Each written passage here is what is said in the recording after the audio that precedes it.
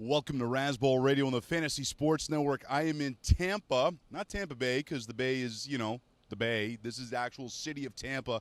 I am actually at the press box. That's right, I'm at the press box in Tampa, and this is going to be draft number, I have no idea, draft number a lot. I think we're at 9 or 10. I've lost count. But let's start today with the news. We're also going to speak later with Ladd Davies, Buccaneers expert. He's going to give us a team positional breakdown for the offensive skill players. But let's get to what's happening today. It was just one practice, but rookie running back out of Wisconsin, James White of the New England Patriots, actually got the first team reps today.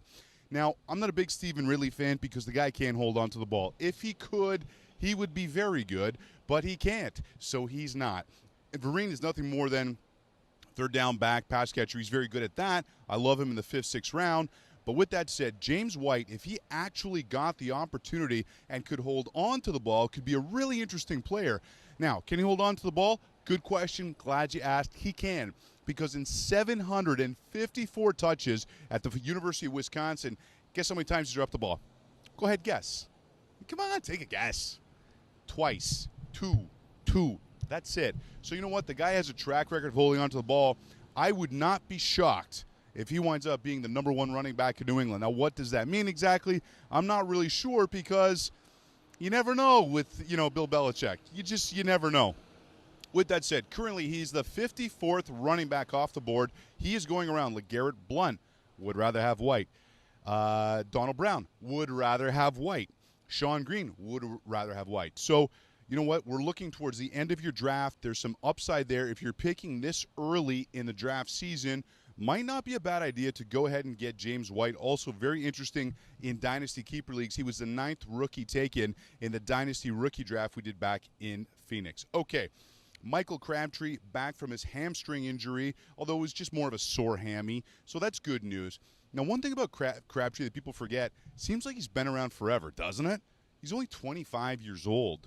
So there's upside for him to really develop, take the reins in San Francisco, and become an elite wide receiver. That's not crazy. It sounds a bit crazy, but it's not, really.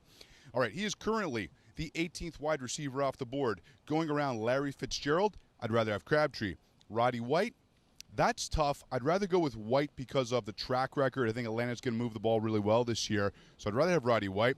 Michael Floyd, rather have Floyd too because he is the number one wide receiver in Arizona right now. Yep, take it to the bank. It is not Fitzgerald. You should be drafting Michael Floyd ahead of Fitzgerald, so I'd rather have Floyd than Crabtree. And Wes Welker, there I'd rather have Crabtree as well, just because I am concerned with guys who have concussion issues. One big hit, and that's it. Goodbye season. So, you know what? Again, over Welker, yeah, for sure I'm taking Crabtree. It's not even that close when you think about it. Uh-oh, Jeremy Maclin has a sore knee. That is not good news. This is a guy you're going to have to ride the injury roller coaster with. Of course, he could be a breakout star if he can manage to string together even 14 or 15 games, let alone 16. But I think what's interesting here, because he's going to actually miss the second preseason game for the Eagles. So it's precautionary, but still, I'm going to take that seriously, absolutely. I think the interesting guy here, we talked about him real briefly yesterday, is Riley Cooper. Now, it's easy to dislike Riley Cooper as a human being, but as a fantasy football player, right now he is the 39th wide receiver off the board. Throw some stats at you. Last year had 83 targets, but only 47 receptions. That is quite a gap. The reason is because when they were chucking it deep, they were looking for Riley Cooper. He also had a 17.8 average catch. So, you know what? There you go. They're looking for him deep. When he gets it deep, he goes.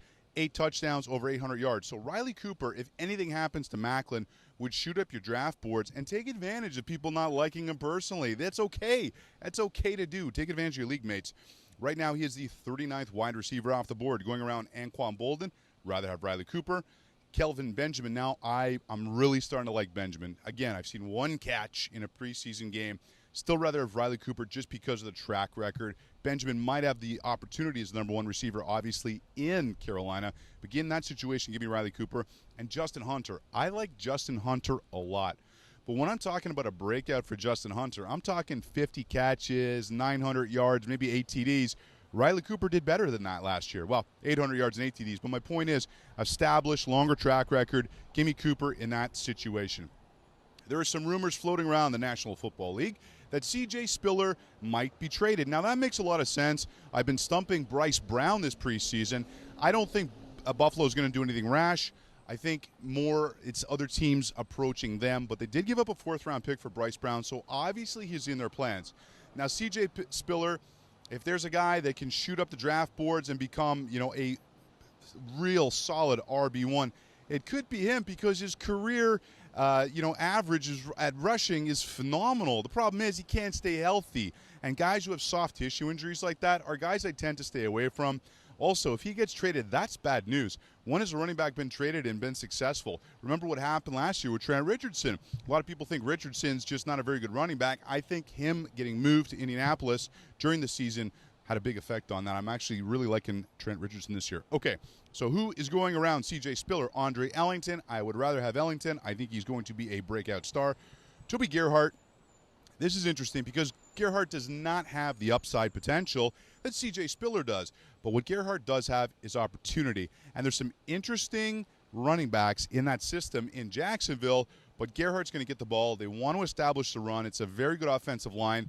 And if they're going to work Blake Bortles in this year, which obviously I think they're going to do at some point, as long as the offensive line is not allowing quarterbacks to get shredded, yeah, they'll let them hit Chad Henne, rather not let them hit Blake Bortles, number 3 overall pick. But I think they're going to try and establish the running game, so that gives Gerhart a great opportunity there. Another guy going around C.J. Spiller is Ryan Matthews.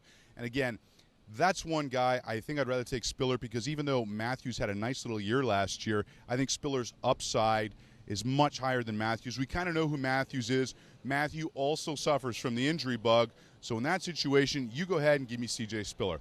Okay, speaking of situations, being a commissioner is a tough one. Why? Because you got to collect league fees. Let someone else do it for you. Sportsvault.net. There is no better way to lock up your league fees. Why? A, because they're amazing. B, because it's free. That's right. There is no cost. They go out, send the emails to your guys. They collect the money. You can see, too, who's paid and hasn't paid, so you can rib the guys who haven't paid you. Sportsvault.net. Lock up your league fees for free. This is Razzball Radio on the Fantasy Sports Network. I'm Nick Capozzi, and I'll be back right after this.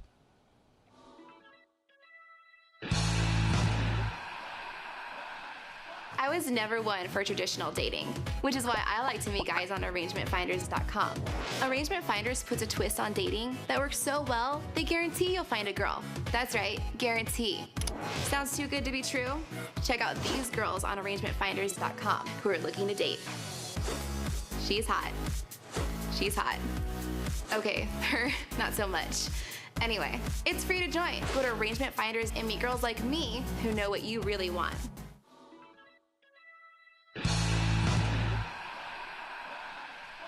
Welcome back to Razzball Radio on the Fantasy Sports Set. I'm Nick Capozzi, and we are in Tampa Bay right now. We're getting ready to do the draft tonight in Tampa. Very exciting. Tomorrow we are in Miami, Jacksonville, Atlanta, Charlotte. We're going to start moving our way up the East Coast. Talking a little bit more fantasy football news. Still no news, actually, on Josh Gordon, which is a bit surprising. It was 8 days ago he had the hearing.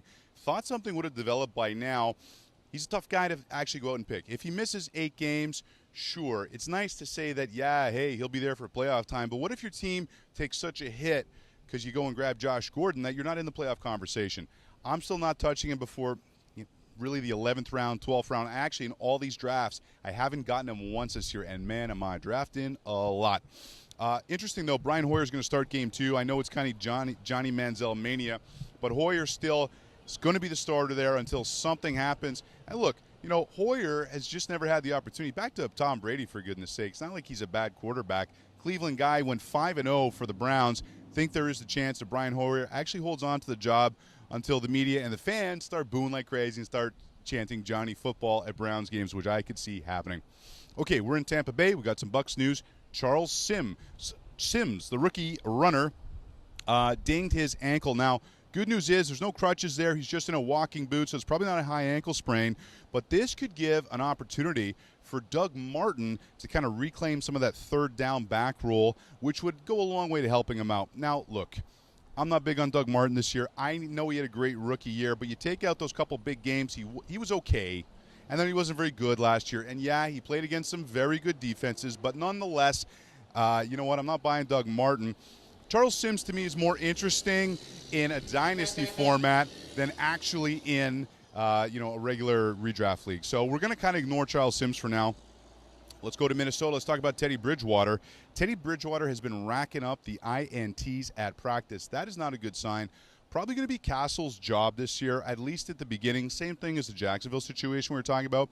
But I think it's going to benefit the Vikings players, the skill position players around them more if Castle's in there, especially at the beginning of the season. Let them get a rhythm going. Let them get established. And then if they're not in playoff contention, maybe you bring Bridgewater in. And if Castle isn't effective, you bring Bridgewater in. But if I have stock in Patterson, in AP, I'd rather see Castle start the season there.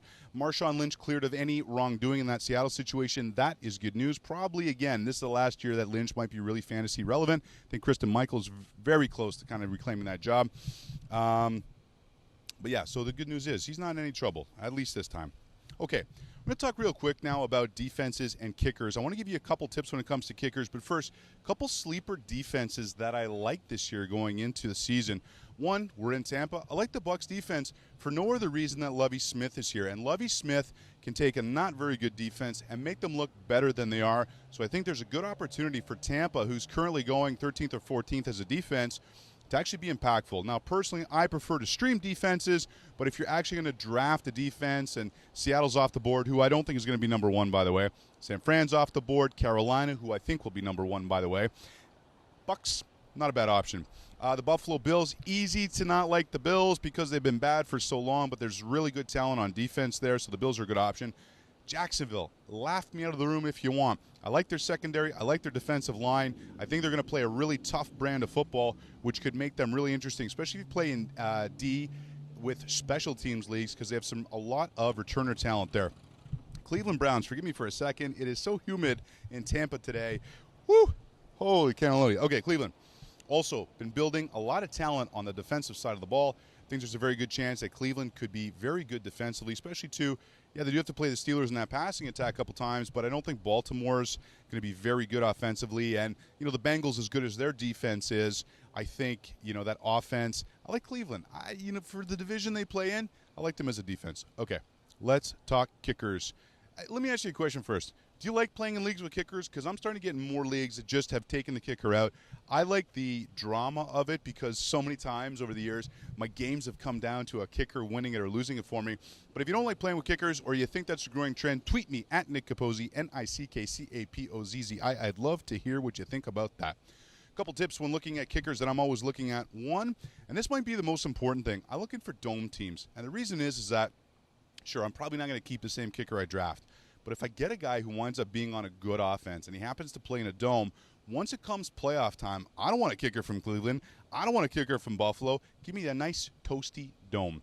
Another thing is look for high-scoring teams, obviously. I mean, that just makes a lot of sense because they're going to get the extra point attempts and the offense will be moving the ball. But also, below-average offenses are always a sneaky way to find a good kicker. I'm looking at you, Baltimore, because they might be able to move the ball a little bit, but they're going to be kicking a lot of field goals to stay in the game, so that's always another tip to consider. Prater is probably the top kicker this year just because of the offense he plays on. By the way, kickers, just so you know, and I know you probably know this, but just in case you don't, the kickers you think were going to be good never wind up being good. I'm all about streaming kickers in defenses, but Prater obviously in that offense. Steven Gostkowski in New England has a track record of being good, as does that New England offense. Tucker in Baltimore, again, not a very good offense. I don't think they're going to be very good anyway. I'm not a Flacco believer. I think the running game is going to be in a bit of trouble. I think Pierce has the shot there, but overall as an offense, I don't think they're going to be that great. Also, Dan Bailey, Cowboys are going to be playing catch-up a ton. I think there's going to be a lot of opportunities for him to get a lot of points. Blair Walsh, again, going back to that dome thing. I don't know that the offense is going to be very good in Minnesota, but Walsh is a guy to look at. And that's it. Those are kind of the key guys I'm trying to get. There's some other interesting ones, obviously Hoshka in Seattle. Those are some of the key guys I'm looking at. All right, so you know what you love? You love playing fantasy football, but the problem is that you lose guys get injured, you're out of it by week 3, or at least you think you are. You're probably not, but you think you are. You want to play daily fantasy, you could do that at DraftKings.com. Enter promo code Razzball when signing up. Not only can you get in weekly leagues all the time, which is, hey, that's a lot of fun, but the other upside is that you can play on a week-by-week basis. So there's always the opportunity for you to still play fantasy, even if your team stinks at the beginning of the season. Yeah, why not? DraftKings.com, enter promo code Razzball. Okay, in a couple minutes, we're going to talk to Ladd Davies about the Tampa Bay Bucks. He knows the Bucks. He's from Number Fire. But right now, this is Razzball Radio on the Fantasy Sports Network. I'm going to go shoot in real soon, do this draft in Tampa, and then we are on the road again. I think I'm up to like 6,000 miles. My gosh, this has been one heck of a trip. Where's my co-drivers? Thank goodness I'm picking up Smokey soon. This guy's going to be back too. So we'll be able to actually have, again, conversations with other people. Razzball Radio, Fantasy Sports Network, back right after this.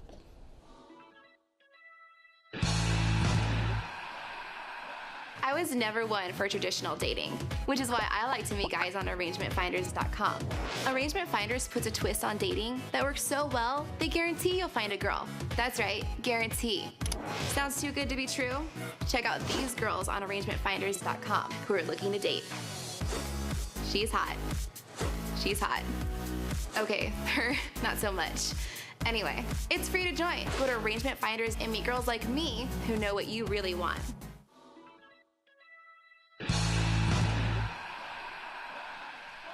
Welcome back to Razzball Radio on the Fantasy Sports Network. I'm joined now by Ladd Davies of Number Fire. Ladd, thanks for coming out in Tampa and helping us out today, pal. Hey, thanks for having me. Absolutely. Now, you are with Number Fire, correct? Yes, and Sportable NFL. Okay, so you know your data, right? Yeah, I have some experience with the metrics. Okay, good. Because you know what? I think it's interesting with the football metrics when it comes to fantasy. Obviously, we know about it in baseball. It's getting bigger in basketball. It really applies well to basketball. What's kind of your take on how it applies to football? Well, what's unique about Number Fire is that their net expected point metric is based on game situations, play by play, and what each player does to benefit or cost his team points. And it fluctuates with every single play, and it's historically based back to every play since 2000. Holy cow, man, you guys know your stuff. All right, we're going to talk a little bit of Tampa Bay Buccaneers right now, give you the team report since we are in Tampa Bay. Let's start with the quarterbacks. Obviously, McCown is there. Glennon is there. There's some upside for Glennon. McCown is probably going to be the starter, though. Do you think so? I do believe McCown will be the starter and given the first chance based on his success last year. And we can see whether or not that can be because of the Trestman offense or whether or not he does have the talent. In camp, he's looked superior to Glennon, has looked sharper, more accurate. And in the preseason game against the Jaguars, he only passed 4 passes, completed 2, limited time. And Glennon looked rather impressive, actually, throwing touchdown and making some good connections. So there's really some good optimism to be had about Glennon, but I do believe McCown will have the first shot. Okay, do either of these quarterbacks have any fantasy value other than in the deepest of leagues or 2 quarterback leagues? Well, if you're like me and some of my friends from Twitter, you're a fan of waiting or streaming quarterbacks. And so I do believe that McCown first will be an upside play to wait on, stream, and play against the matchups, or especially in 2 QB leagues. Definitely. Okay, so let's move on now to the running back situation. So here's what you want to do. You want to just forget about the Tampa quarterbacks, okay? Stream them if you want, but forget about them. Running backs are a bit more interesting. I've seen Doug Martin, the muscle hamster, go in the first round, which is absolutely bananas. That should not be happening. I don't think he should go in the second round. I wouldn't even take him if he fell to the third round. I'm not a believer. Do you think he can return to his rookie year form or somewhere close to it? I do believe he has shown that talent. He's very talented and actually has shown some good yards per carry averages. But I think one thing that's not taken into consideration is the defenses he faced in most of his games last year. He faced, the Jets, the Panthers, the Saints, the Patriots, all having very strong defensive fronts, actually. And he played all his games with Josh Freeman at quarterback. So the defenses pretty much didn't even worry about the passing game, and they just keyed in on Martin, and then he got injured. So I believe late second, and I've gotten him in the third round, is a proper value right now based on skepticism for the future, but he has shown the upside play to be a viable play in the late second to the third round. And I'm going to strongly disagree with you, but that's okay because you're a handsome guy. Show everyone your face there. Look at the camera. You're such a good-looking guy. Okay, so are any other running backs relevant? Maybe Sims, the rookie? That is what's interesting about Sims. And one takeaway we can have from that preseason game is that he was active both rushing and passing in that game and showing some good flash, good movement. So he can really be a possible upside play late, kind of mid-round, maybe 10th, 12th, or later. He can, whether or not it's injury to Martin or he just starts to show superior play, but he's definitely somebody to watch. Do you like him in dynasty formats? Oh, for sure. Okay, cool. Now, the wide receivers, it's a bit more, well, I won't say it's jumbled. Tight ends are jumbled. We'll get to them in a second. Vincent Jackson, very good receiver. Mike Evans, a very impressive rookie. I mean, they got some twin towers down there. We know V. Jax is probably worth a 4th or 5th round pick. That's fair. But what's Evans' upside? Evans' upside is, I mean, he's drafted next to what people consider his clone, Vincent Jackson. So he has that upside. He has the leaping ability, catch radius, and he's caught everything in just about everything thrown his way. He's made impressive one-handed catches, and so can you translate that to real-time, regular season play against top defenses? He has that upside, sure. He's being taken at least where I'm seeing a lot, maybe 9th, 10th round, maybe in that range, especially with, you know, the some of the other rookie receivers, Cooks and Watkins, and catching some more steam. So I think Evans right there around 10-ish, great value on his upside. Maybe 50 catches, 800 yards, but maybe 6, 7, 8 touchdowns? I think that's conservative. Really? You like him that much? I do. I think he has the upside of about 2, maybe 80 catches upside. As a rookie? As a rookie. Come on, lad. Bold prediction, sure, but I do believe he has that's his upside. Give me, that's his upside. But I do believe 50 catches, you know, maybe pushing 1,000 yards, 7, 8 touchdowns is a good, solid projection on what we can maybe expect. Okay, good stuff. Now, the tight end situation is a bit messy. You just tell me, is anyone here worth anything other than a dynasty situation? Tight end streaming, but early in the season, hard to tell. The rookie, Austin Seferian-Jenkins, he's getting a lot of hype and a lot of attention, and he's catching a lot of impressive passes in camp. But Tim Wright, you got to remember, he is there too, and he showed some great play last year. And they're working on him out of the slot right now. They are. They're working a lot of different guys out of the slot, and so that third target role in the Tampa offense is a very fluid situation that hard to predict early on, but look for streaming and matchup plays later in the season. All right, good stuff. He is Ladd Davies. I am Nick Capozzi. I am now going to roll out of Tampa. Well, actually, first we're going to go do the draft, but we're going to be in Miami tomorrow, 7 p.m. at the Clevelander Hotel on South Beach in the sports bar. It's going to be a lot of fun. My sugar daddy of the day, brought to you by ArrangementFinders.com, the player on the Bucs that I think is going to grossly outperform his ADP. You know what? I'm going to throw this out at you. Josh McCown. Maybe it was Trestman's offense, but maybe he's actually a pretty good quarterback. Got some good receiving weapons there. Not saying he's a 12-team quarterback. However, 2 quarterback leagues, or if you have a flex position, McCown might be that guy for you. All right, this is Razzball Radio on the Fantasy Sports Network. We'll see you tomorrow in Miami.